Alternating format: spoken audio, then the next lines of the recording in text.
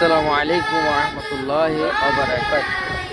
আলহামদুলিল্লাহ রাব্বিল আলামিন। সম্মানিত হাজী সাহেবদেরকে নিয়ে আমরা তায়েফের সর্বোচ্চ চূড়া জাবালে শিফা আমরা অবস্থান করছি।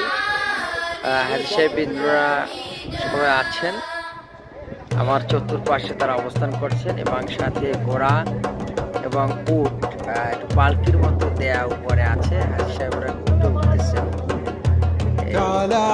এখানে সকল হাজী সাহেব অবস্থান করছেন। এই যে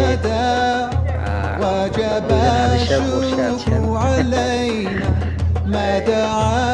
আমি একজন একটা রিভিউ নিতে চাই আমাদের স্যার জনাব শাহিনুর আজম স্যার। এই সফর আপনার কাছে কেমন লাগছে?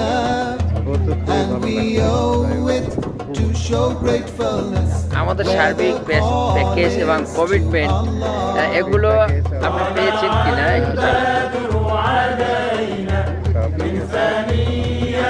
শুক্রিয়া, জাজাকাল্লাহ। হাজী সাহেবরা অবস্থান করছেন বিভিন্ন জায়গায়। আপনাদেরকে দেখাচ্ছি এটা জাবালে শিফা, পাহাড়ের সর্বোচ্চ তায়েফের একটি সর্বোচ্চ জায়গায়। এখন এই মুহূর্তে টাইম এখানের হলো 10টা 20 বেজেছে। বাংলাদেশ টাইম হলো 1টা 20।